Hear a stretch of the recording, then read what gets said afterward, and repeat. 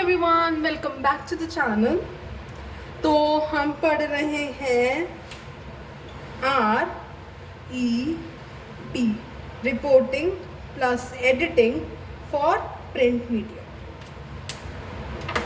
Last हमने trial by media पे छोड़ा था एंड सबके लिए गुड न्यूज़, मेरे को फाइनली डस्टर मिल गया जो एक्चुअली सच अच्छे से इरेज करता है। So I don't need to use any kapda anymore, but चलो ट्रायल बाय मीडिया शुरू करते हैं। बहुत पागलपंती कर ली। चलो ट्रायल बाय मीडिया। जब भी कोर्ट में केस चल रहा होता है और वो हाई प्रोफाइल केस होता है या पब्लिक इंटरेस्ट केस होता है, तो वो केस मीडिया पे दिखाया जाता है। ऐसे ही बनाते हैं टीवी टाइप, तुम वो देख लेना। बट टीवी पे अगर हम उसको पोर्ट्रे वो नहीं कर रहे हैं जो एक्चुअल फैक्ट्स हैं, बट कुछ अलग सा ही दिखा रहे हैं एंड उसकी इमेज खराब कर रहे हैं, that is trial by media. Court का ट्रायल तो चलता रहेगा, पर जब मीडिया एक पर्सन का खुद ट्रायल करती है एंड खुद वर्डिक्ट दे देती है दैट आर दे गिल्टी और नॉट, तब होता है ट्रायल बाय मीडिया।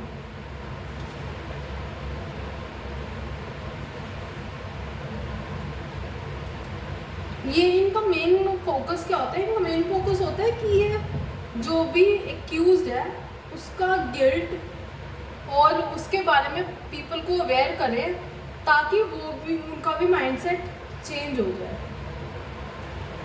ठीक है, अब इसमें इररेलेवेंट और इनएडमिसिबल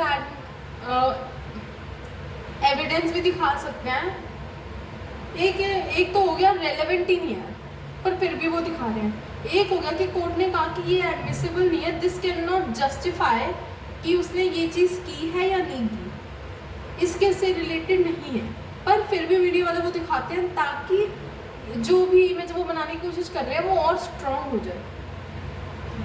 अब ये कैसे कैसे होता है? First one is if a newspaper report a person from giving witness in a court. The second one is that if the report offers threats or written abusive language compelling a party to discontinue the proceedings. एक तो ये हो गया कि उसने witness को धमकाया, एक हो गया कि वो पार्टी को धमका रहा है कि तुम ये चीज़ मत करो, तुम ये रोक लो।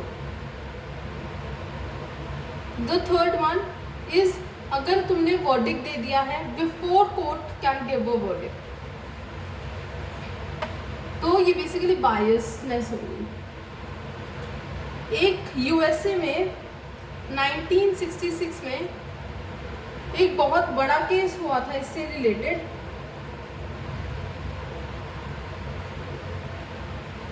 Shepherd case. अब इसमें क्या हुआ था? इसमें मीडिया ट्रायल का हाथ था एंड 12 साल बाद इसकी जजमेंट को रिवर्स कर दिया गया।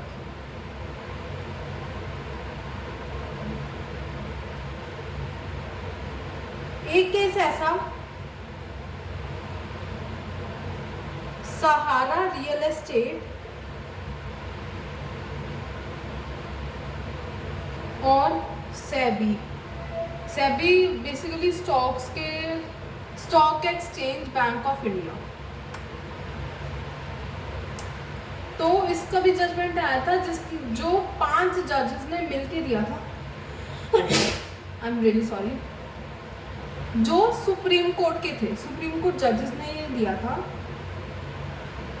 और इसने मीडिया को कहा था कि तुम रिपोर्टिंग करते हुए ये चीज़ें डिस्कस नहीं करोगे, अगर तुमने की तो you will be held in contempt. But क्योंकि ये freedom of speech and equality के अंडर आता है मीडिया, तो court refuse to impose restriction saying guidelines on reporting cannot be framed across the board. सब चीज़ों के लिए गाइडलाइंस नहीं बनाई जा सकती हैं, इस वजह से हम आपको सिर्फ वार्न कर सकते हैं, हम पूरा आपको क्लियर नहीं कर सकते कि क्या होगा. But trial by media is very wrong. जैसे हमने सुशांत सिंह राजपूत का केस देखा, उसमें भी ट्रायल बाय मीडिया हुआ था, which was very very wrong and on deep level cause many problems in the case, क्योंकि वो चीज़ें कोर्ट में भी डिस्कस हो रही थी कि आज मीडिया में ये हुआ. एक अक्षय कुमार की मूवी आई थी ना, रुस्तम, यस, उसमें मीडिया ट्रायल का बहुत बड़ा रोल था. रुस्तम एक्चुअली में गिल्टी था, बट उसको ऑलरेडी मीडिया ने क्या प्रूव कर दिया था, नॉन गिल्टी. एंड उसके बाद प्रॉब्लम क्या हुई थी कि ये जजेस को भी इन्फ्लुएंस करने चीज़ लग गई थी. अब अगर मान लो किसी ने गलती से न्यूज़पेपर पढ़ लिया इस केस के बारे में या एनीथिंग, कोर्ट कहता है कि आप उस इंफॉर्मेशन को नेग्लेक्ट कर दीजिए, डोंट कंसीडर इट, बट वो आपको ओपिनियन कहीं ना कहीं सबकॉन्शियस माइंड पे इन्फ्लुएंस कर चुकी है. तो इस केस में रुस्तम नॉट गिल्टी प्रूव हो गया था. रोज कोर्ट की प्रोसीडिंग्स दिखाई जा रही थी, ये प्रोपेगेंडा पूरा चला था, बट एंड में रुस्तम के फेवर में आया था and he was not guilty even by court. ये मूवी अच्छी है if you want to know more about it.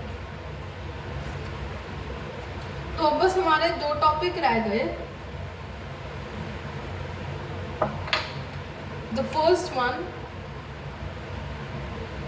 Is opinion writing, the second one is sociology of news. पहले हम ओपिनियन राइटिंग डिस्कस करेंगे and then sociology of news. Opinion writing में हम पढ़ेंगे editorial, second पढ़ेंगे op-ed. I'll tell you what it is because I've not discussed it yet. Middle,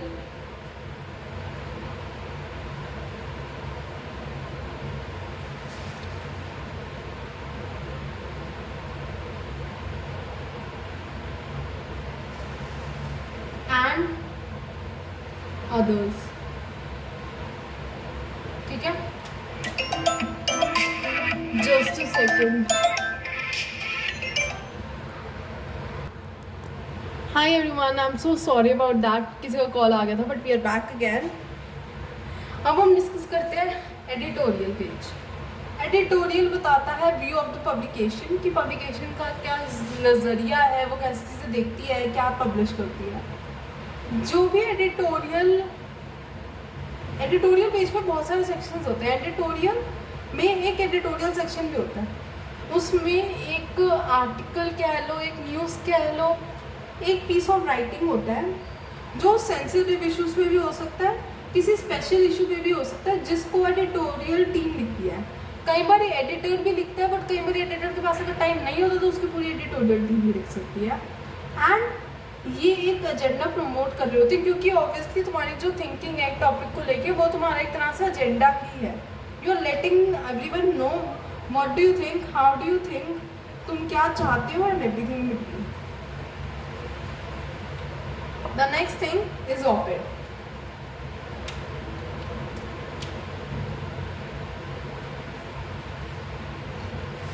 op-ed अगर मैं basically बताऊं तो अगर ये पेज है, इस साइड न्यूज़पेपर का एक पेज, इस साइड एक पेज, इस साइड अगर एडिटोरियल है तो इस साइड op-ed होगा. अब op-ed इज एन आर्टिकल और ऐसे giving opinion of a writer on an issue. ये स्पेशलाइज नहीं होती, ये एक राइटर लिखते हैं एंड ये किसी ना किसी इशू पे ही हो रहा होगा. ये हम इसको ऐसे डिफाइन कर सकते हैं. और op-ed मोस्टली उन उनसे लिखा जाता है those who are not employed by the magazine. वो बस अपना ओपिनियन रखना चाहते हैं एंड एवरीवन एंड सबको अपना वॉइस बताना चाहते हैं। Having a strong voice is critical to a successful column और ओपेड पीस। अब कॉलम्स क्या होते हैं? Columns are typically conversational tone. Columns basically एक पीस ऑफ राइटिंग है जो कन्वर्सेशनल स्टाइल में लिखी जाती है। मैं कॉलम का थोड़ा सा और बताती हूँ। मैंने कॉलम बीच में भी एक बार मेंशन किया है। You just refer to that and give you whole point of view. Just a second.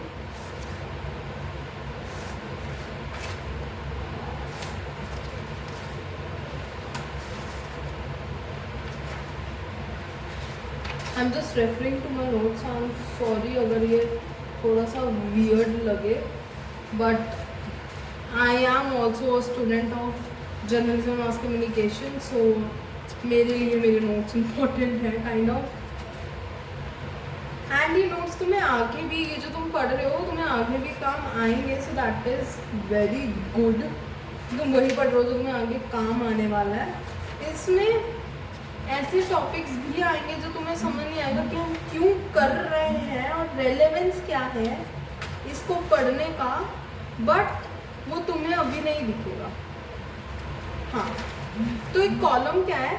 एक column is a piece of writing in a newspaper where they express their own opinion, जिसने भी लिखा है।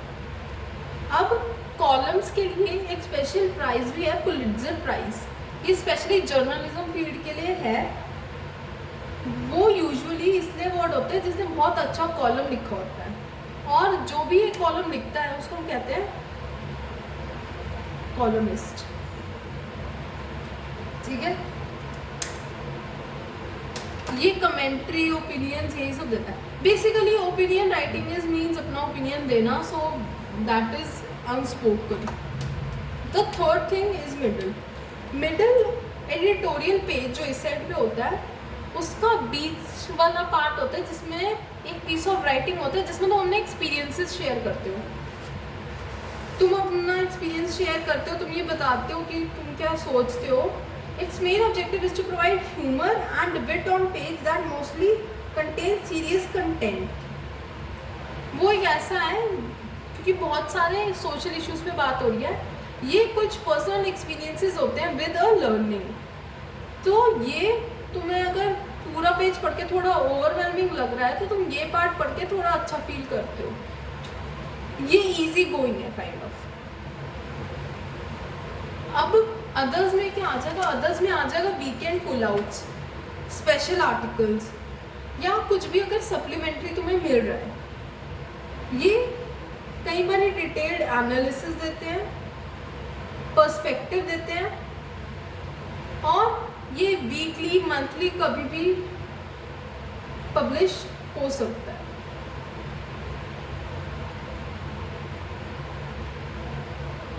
अब इस पूरे ओपिनियन राइटिंग का purpose क्या है? Purpose is to get attention of the reader and engage them. लोगों को अटेंशन ग्रैब करनी है, उनको एंगेज रखना, उनको बताना है ये न्यूज़पेपर किस बारे में है।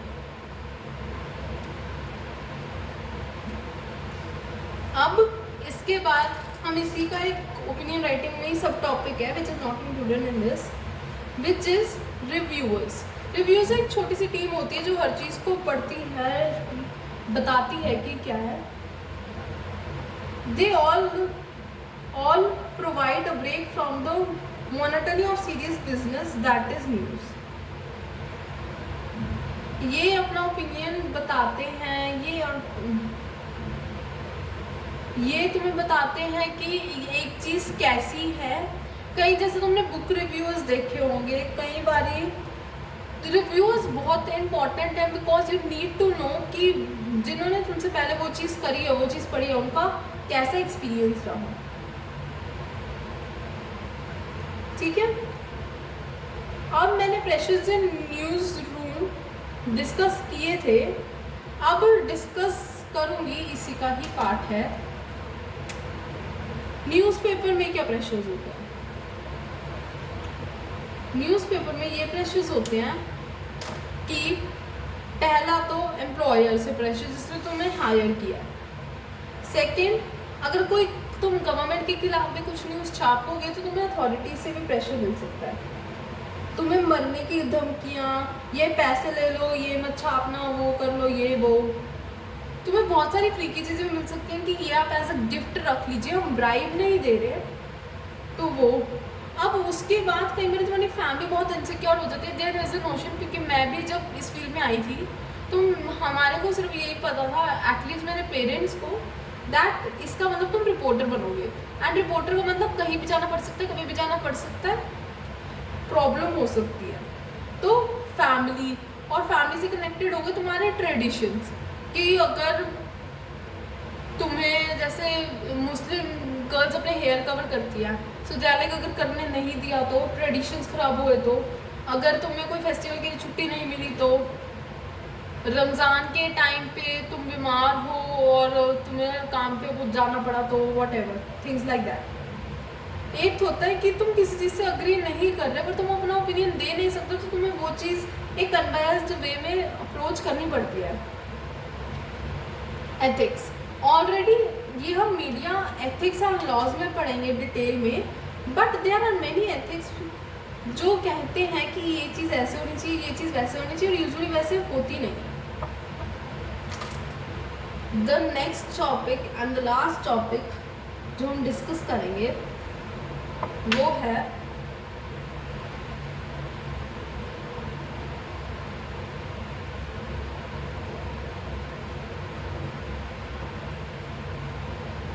Sociology of news.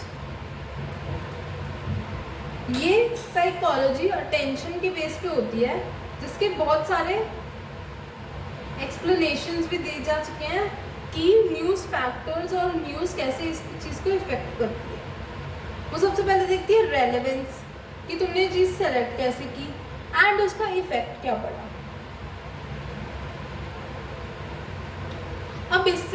अब ये कैसे पता चलता है, तुम डेटा का यूज़ करते हो, जो भी कंटेंट तुम्हारे व्यूज़ देख रहे हैं उनसे तुम कुछ डेटा मांगते हो कि आपको ये देखिए क्या लगा, कैसे फील हुआ। जैसे यूट्यूब पे अगर तुम ऐसा कुछ करोगे तो जो भी लाइक्स और डिसलाइक्स आएंगे उससे तुम्हारे को क्लियर हो जाएगा कि ये टॉपिक पसंद आया है, ये टॉपिक पसंद नहीं आया, व्हाट इज गोइंग ऑन। तो अगर तुम कंटेंट एनालिसिस करोगे किसी इन्वेस्टिगेटर को हायर करके या किसी इन्वेस्टिगेटिव टीम को हायर करके ताकि वो डीप एनालिसिस करे, तो वो चीज़ हो पाएगी। अब कुछ ऐसे इवेंट्स होते हैं जो एक चीज़ को न्यूज़ वर्दी बना देते हैं। अब ये जो कैरेक्टरिस्टिक्स होते हैं, ये जो न्यूज़ वर्दीनेस डिस्कस करते हैं, जो हमने पिछले सेमेस्टर में भी पढ़ा था, वो बनाते हैं सिलेक्शन क्राइटेरिया, कि सिलेक्शन क्राइटेरिया क्या होना चाहिए, और ये न्यूज़ फैक्टर इन टर्न क्या बनाते हैं सिलेक्शन क्राइटेरिया, जैसे मैंने अभी बताया। अब if you want an individual you will not assign relevance कि ये relevant है या नहीं है। किसी चीज़ किसी के लिए वो relevant होगा, किसी के लिए वो relevant नहीं होगा, depending on what is your mindset and where are you from or what are you doing right now। अब इसके लिए एक डिफरेंट एक्सप्लेनेशन भी दे सकते हैं कि जनरल अगर हम साइकोलॉजी देखें ह्यूमन बींग्स की, तो जो भी उनको फेमिलियर चीज़ दिखेगी, जो भी उनको रिकॉग्नाइज कर लेगा, जो भी उनके मैट्रिक्स में जो उनका मेंटल एरिया है उसमें फिट बैठेगा, दे विल अग्री कि हाँ ये अच्छा है। अब अगर कुछ अनएक्सपेक्टेड हो जाता है, जैसे कई सेलिब्रिटीज अब शादी बिना बताए करते हैं, अगर ऐसा कुछ हो जाता है तो वो बहुत ज़्यादा ही अटेंशन ग्रैबिंग होता है, ठीक है।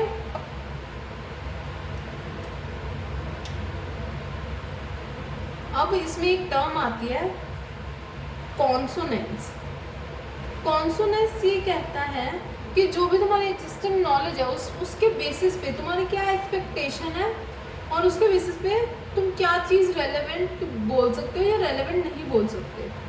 अब इसमें मेन प्रॉब्लम ये आती है that we can not determine whether the respondents, जैसे हम इंडिविजुअल तो हम मीडिया को देख के एनालाइज कर रहे हैं, वो अगर खुद के लिए चूज़ करते हैं कि हम ये स्टोरी पढ़ें या ये स्टोरी ना पढ़ें, क्योंकि दोनों पब्लिश हो रखे हैं कि न्यूज़पेपर में, तो वो इस बेसिस पे नहीं करते कि इसमें न्यूज़ फैक्टर्स कितने इन्वॉल्व हैं, वो किसी और ही एनालिसिस पे करते हैं। तो अगर हमें सोशियोलॉजी ऑफ न्यूज़, ये सिर्फ ओवरव्यू था, डिटेल में नहीं कराया है, अगर हमें सोशियोलॉजी ऑफ न्यूज़ साइकोलॉजी से रिलेट करके पता होगा तो we will be able to tell कि अगर हमारे रिवेन्यू बहुत कम हो गए हैं या हमें कुछ इंटरेस्टिंग करना है ताकि हमारा कंपटीशन बाकी टॉप कंपेटिटर्स से, टॉप न्यूज़पेपर से बना रहे, तो how can we do that. So this is over. I don't recognize which part it was, but I hope you liked it. And next हम करेंगे which is global media and politics. अगर by chance, क्योंकि ये थोड़ा technical है and REP पे technical था, तो मे बी हम MCS कर लें. MCS is media and cultural studies. तो मे बी मैं MCS ही मोस्ट प्रोबेबली माइंड में रखूँगी, because that is easier and तुम्हें समझने में कम टाइम लगेगा. So I hope you like today's video and I meet you soon. Bye.